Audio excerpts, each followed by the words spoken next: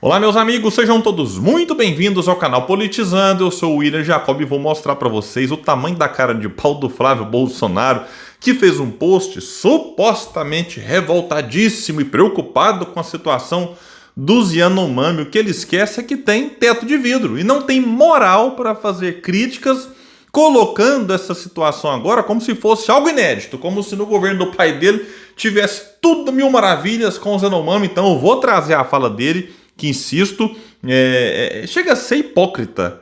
E vou trazer também aí sim uma crítica séria, correta, de alguém que tem moral para criticar o que está acontecendo agora. Porque criticou lá atrás em relação ao que acontecia no governo Bolsonaro e agora está criticando de novo. Isso é coerência, não é você... Ah não, se é o governo aqui, opa, se é o governo, então não posso criticar uma situação grave. Ou não, eu vou criticar, né, enfim, nesse governo e passar pano no outro, não. Então você tem que ter coerência, eu vou trazer aqui a opinião correta, né, de alguém que sim tem preocupação e tem moral para falar sobre isso. Mas antes quero agradecer, nós alcançamos a marca de 234 mil inscritos. Muito obrigado a todos vocês.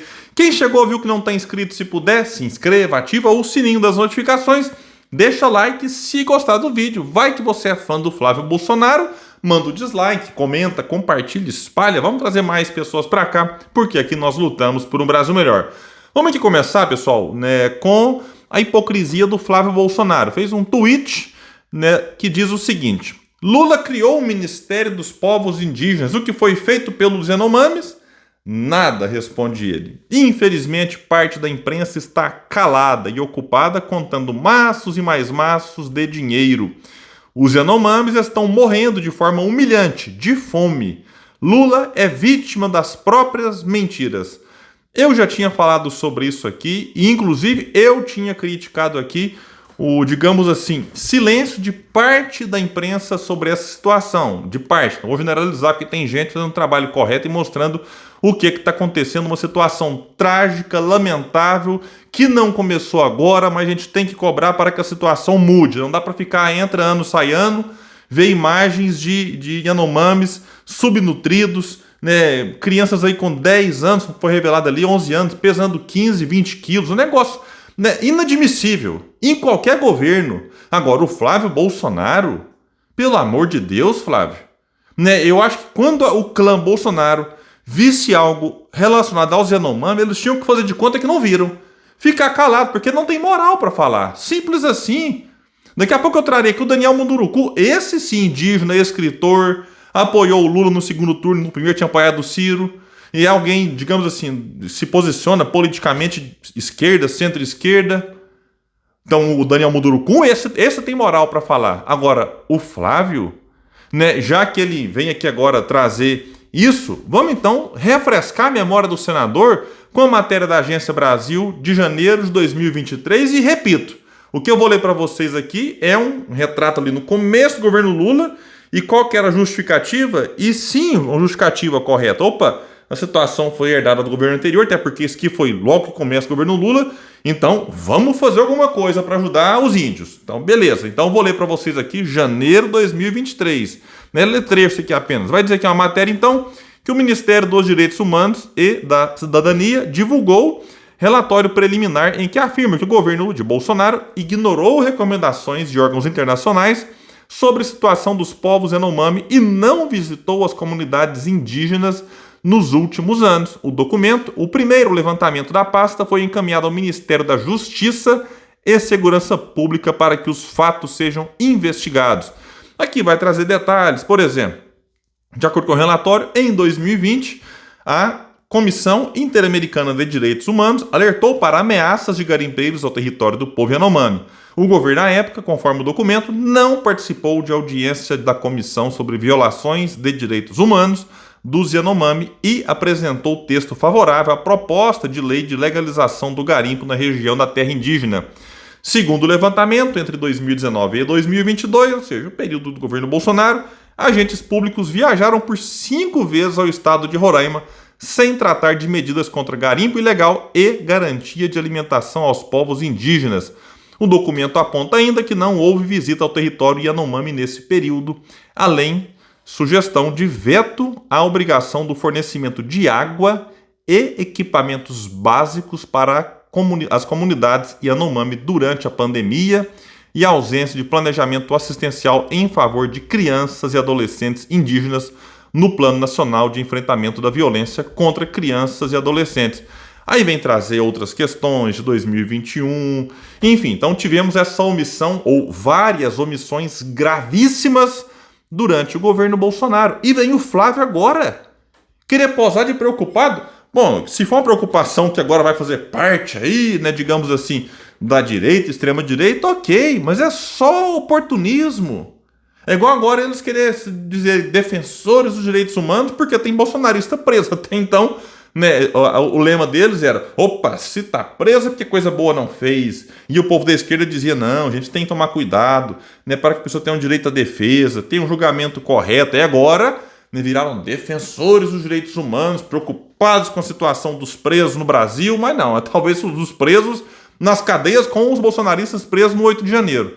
Então, assim, a gente vê a hipocrisia deles sendo revelada dia após dia. Agora, o governo Bolsonaro errou? Errou. Por isso a gente vai ficar fingindo, né, que nada está acontecendo de ruim, né, e que o atual governo poderia ter feito algo para evitar? Quem quiser passar pano, que passe. Ah, William, mas tivemos algumas melhoras nessa situação. Tivemos, não dá para negar, foi divulgada já algumas questões, mas as imagens divulgadas são estarrecedoras. Pelo amor de Deus, né? Se alguém está vendo aquilo ali e tentando relativizar, tem que cobrar. Tem que cobrar da forma como a gente conseguir. Eu estou aqui no canal cobrando, né, nas redes sociais, né, para que, né, enfim, isso tome uma proporção maior. Não é, ai, mas você está fazendo jogo, que agora é assim, alguém que vê gente criticando o governo Lula, logo vem, isso é jogo do bolsonarismo. Peraí, alguém defender que os Yanomamis ou outras comunidades indígenas tenham tratamento digno, isso dá no governo agora é o Lula, isso é fazer jogo do bolsonarismo? Pelo amor de Deus, eu vou trazer a fala do Daniel Munduruku, líder indígena, escritor, tem moral. O Flávio Bolsonaro não, mas o Daniel tem. Inclusive apoiou o Lula no segundo turno. Inclusive, enfim, é alguém que conhece a realidade da população indígena. E aí, eu até trouxe um tweet dele aqui já, né? Mas agora a Folha vai trazer outras falas do Daniel e vamos desdobrá-las aqui. Porque a gente tem que cobrar talvez agora, né, do Lula até mais do que antes, porque do Bolsonaro, alguém esperava que o Bolsonaro fizesse alguma coisa pelos índios? Do Lula sim, se esperava. Tanto é que subiu a rampa lá no 1º de janeiro com o cacique. Né, o cacique Raoni, não sei qual que é a forma correta de falar.